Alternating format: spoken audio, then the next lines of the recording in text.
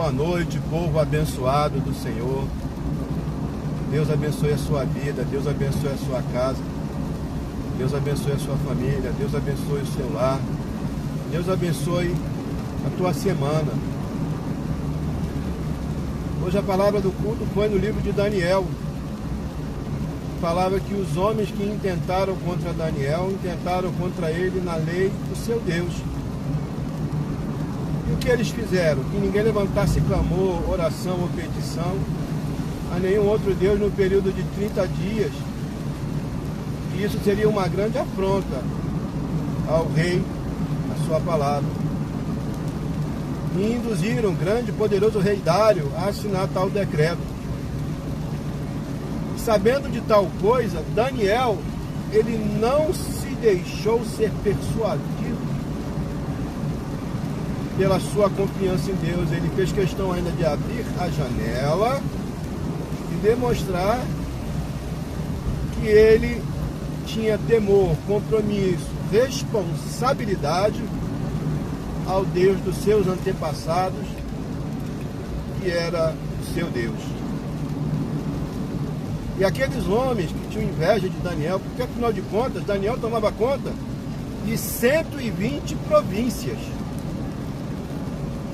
120 estados, não eram municípios, que Daniel era responsável. Ele era o maior entre os maiorais, entre os sátrapas. E desde já eu já quero falar para você que usa o trabalho, que usa o problema, que usa qualquer outro tipo de desculpa e nega a tua fidelidade, o teu comprometimento, a tua vida ao altar de Deus, não por leões, né?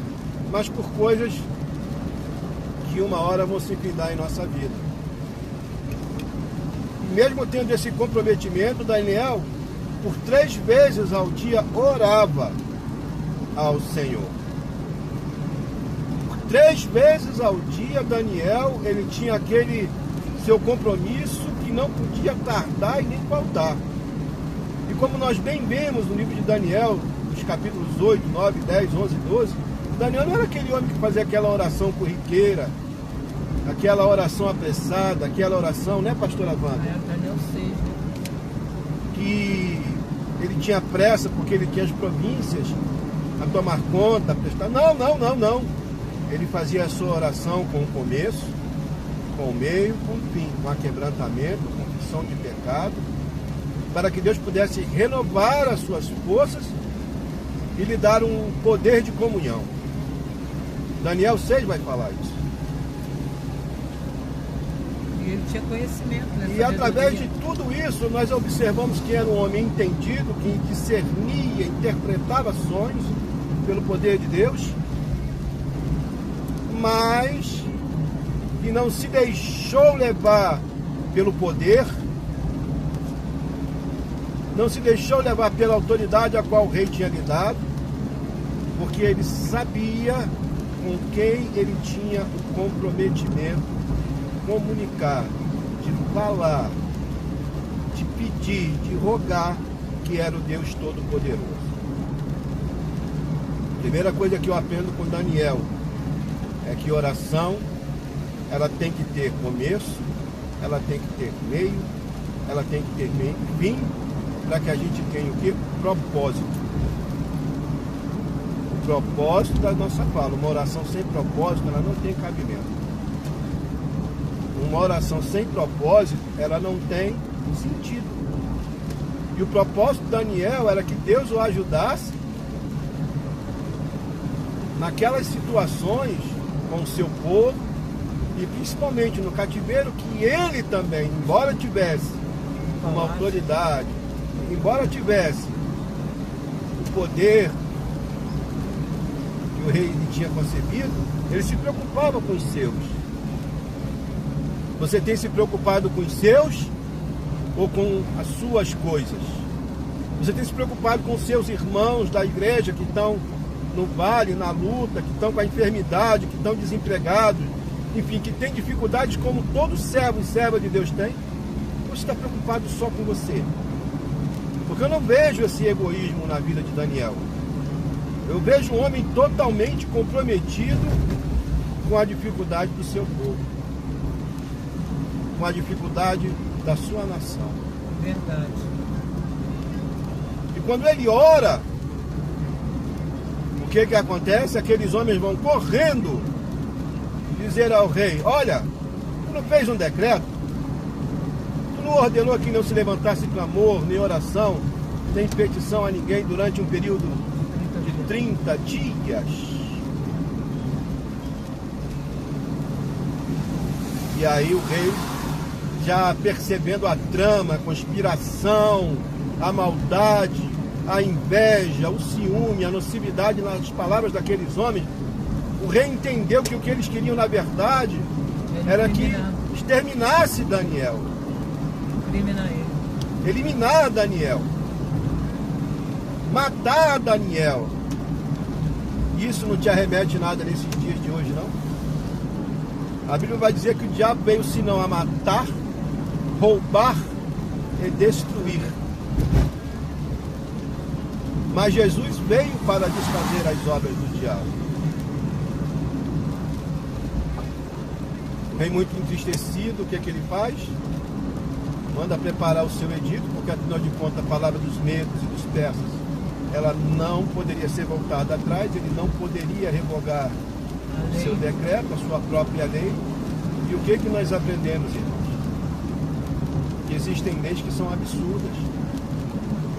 Existem leis que são para nos exterminar. Talvez você não saiba, mas a lei nada mais nada menos é do que o acordo entre homens. Existem leis que são indevidas, existem leis que são injustas.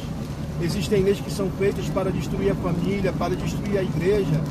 Mas a Bíblia diz no Evangelho de São Mateus que as portas do inferno, com as suas leis, com os seus demônios, ela não vai destruir a porta que o Senhor abriu, que é a porta da igreja. O rei, muito entristecido, ele fala que era necessário cumprir a lei. Botar Daniel debaixo da sua autoridade na cova dos leões. Pois bem, alguns dizem que eram 30 leões, alguns dizem que eram 10. Cada teólogo tem a sua visão no que tange ao número de leões que havia, né, naquela jaula ou naquela cova, né? Leões que não eram alimentados, que não tinham água, que não tinham comida, leões famintos. Você está pronto para ser lançado na cova dos leões famintos? Porque talvez você nunca tenha ido a um zoológico, nunca tenha tido a oportunidade de ver um leão, como eu já fui com a minha esposa há muitos anos atrás. O bicho é grande.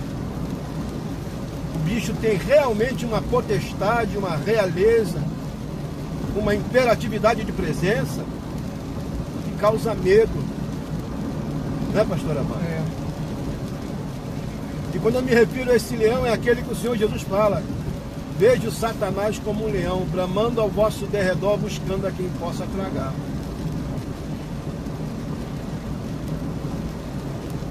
Daniel, ele é lançado na cova. O rei se incomoda com aquilo. O rei nada poderia fazer senão seguir o seu próprio decreto, pois afinal de contas não era de comum que a sua palavra tornasse atrás ou o seu decreto fosse anulado.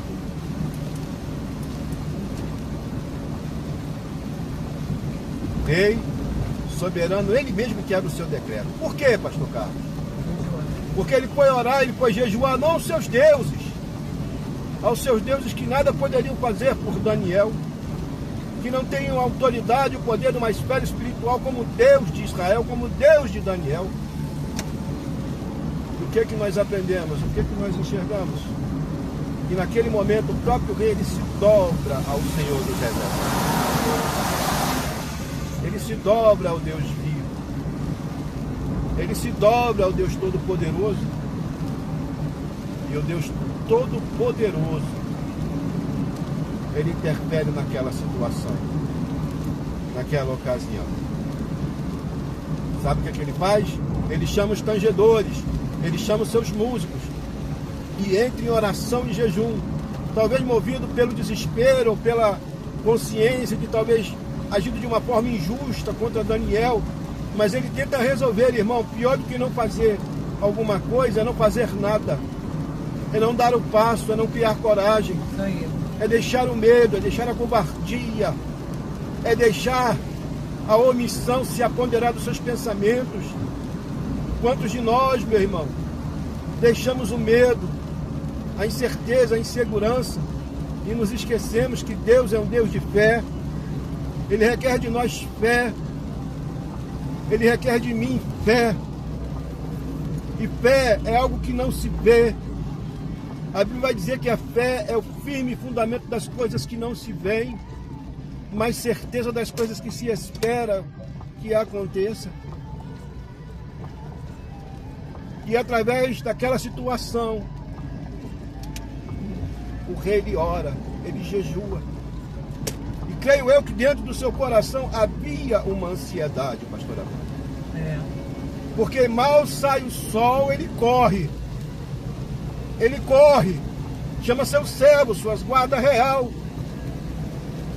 Ele corre para ver como está o seu amigo, que foi acometido de um ato de injustiça provocado por homens que incitaram o rei a fazer algo que não devia. Deixa eu te falar uma coisa. Deus permite a dor, mas não permite que você morra através da dor. Pare para pensar por um momento a aflição de Daniel dentro daquela cova. Alguns pregadores dizem que Daniel não foi comido porque ele estava a jejuar e logo o cheiro da carne tinha se esvaído no seu corpo. Outros dizem que Daniel era um homem 100% espiritual. E obviamente, ele, como Sadraque, Mesaque e Abednego em outrora, quanto a outro rei que era Nabucodonosor, não estava preocupado com a sua própria vida, mas preocupado em cumprir a vontade de Deus, entrou ali certo que Deus estava com ele. Verdade. Independente da certeza ou daquilo que dizem, eu me apego a um texto de Daniel. E ele é que coloca reis, ele é que destitui reis. Ele vê tudo que está em trevas, porque ele é luz. O rei Dário, ele corre, ele bate. Daniel, Daniel, seria possível que ao Deus que tu serve pudeste te livrar desses leões? O Deus que tu serve tem tão grande, poderoso, soberano poder? Eu fico vendo agora a ansiedade do rei Dário, pastor Amanda. Porque provavelmente havia ali um guarda, um carcereiro, e ele perguntava, ouviu alguma coisa? Não. Ouviu algum miado? Não. Ouviu algum barulho? Não. Por mais injusto que seja o momento que eu e você estamos a passar, acredite, Hebreus vai dizer que é o mesmo Deus de ontem, é o Deus de hoje e será o Deus de amanhã. Oh, glória. Ele não mudou. Aleluia. Nós é que mudamos. Nós é que deixamos de fazer o que fazíamos no primeiro amor. Nós é que deixamos, sabe, como diz aí um ditado aí fora, a peteca cair. Nós é que deixamos a intensidade da busca parar em nossas vidas. Caímos e ficamos prostrados. Tropicamos e nos lançamos ao chão. E o que eu vejo nesse texto tão lindo e maravilhoso? Oh, Jesus amado, aleluia. É que Daniel fala assim, olha, vive, ó Rei, e vive, ó meu Deus Todo-Poderoso. Glória a Jesus. Que o Senhor me livrou. É. Porque ele não viu maldade em mim. Não viu injustiça. Ele não viu a impiedade, ele não viu a injustiça, irmão. Mentira nele. Necessário é que toda vez que o Senhor te visite, ele veja a graça do Senhor Jesus na sua vida. Aleluia. Ele veja a misericórdia do Espírito Santo agindo, atuando, trabalhando. Glória. Nas nossas vidas. Sabe por que eu estou dizendo isso? Porque nós dependemos da graça de Deus todos os dias. Aleluia. E graça é favor merecido. Graça é algo que não se compra na padaria, no botequim e nem na igreja. Graça é algo que Deus nos dá por imerecimento.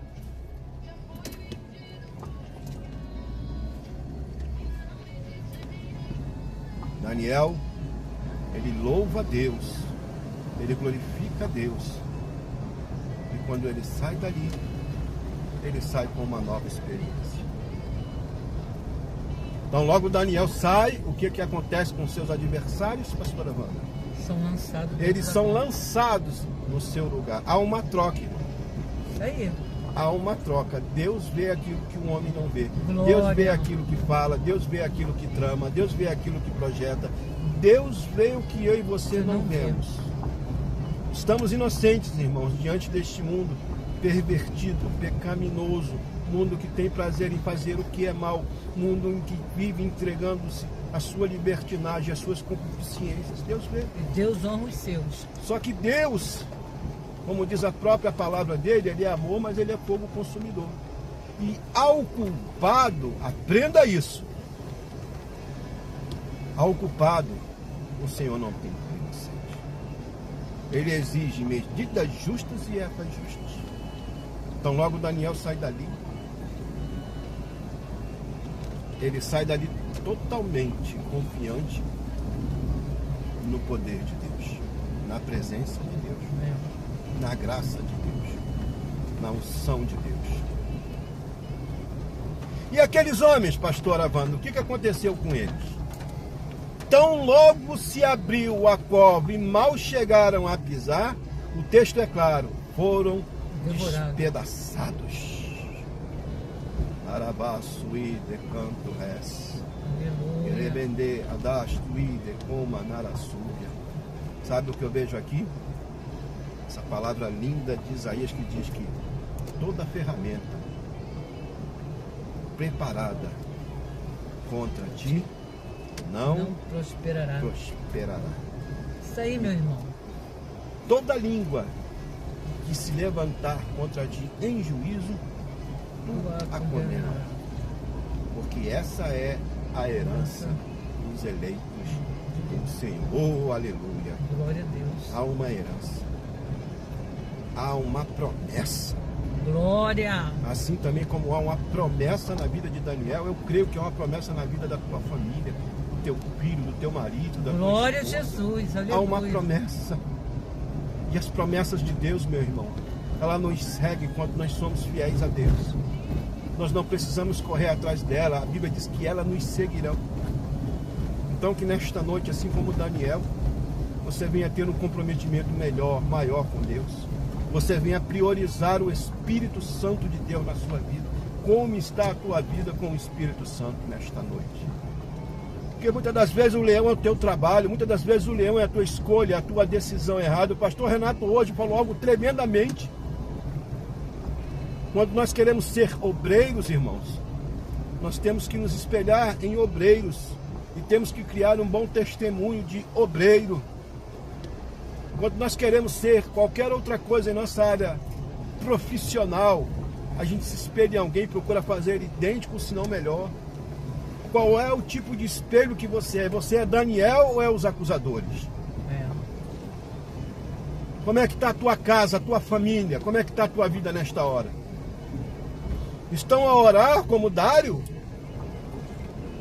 Estão a buscar pessoas que te mantenham acordadas nesta luta, no rubor desta batalha? Glória a Jesus. Então que você medite nesta palavra. E você pense nisso. Como está a sua vida com Deus? Como está a sua casa com Deus? Como está o teu relacionamento com Deus? Como estão os teus projetos com Deus? Como está? Como está? Porque Jesus está às portas. Jesus está às portas.